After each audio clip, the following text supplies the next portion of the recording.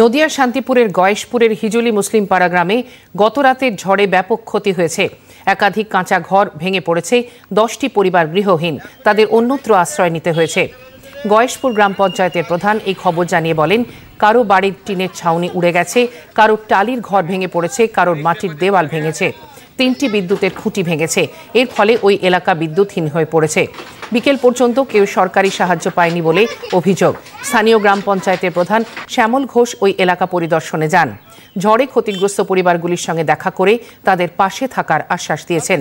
ক্ষতিগ্রস্ত পরিবারগুলির গৃহবধূরা তাদের অসহায় অবস্থার কথা তুলে ধরেন সাংবাদিকদের কাছে।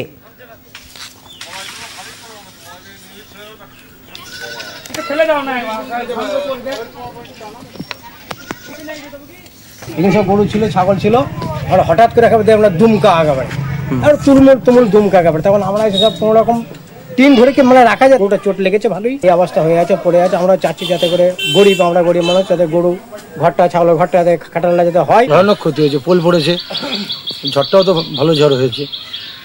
এদেরকে আমরা আশ্বাস দিচ্ছি, এদের পাশে আছি, বিডিও সাহেবকে জানিয়েছি, আমাদের ঊর্ধ্বতম কর্তৃত্ব যাদের আছে ওদেরকে জানিয়েছি, এমএলএ সাহেবকে জানিয়েছি।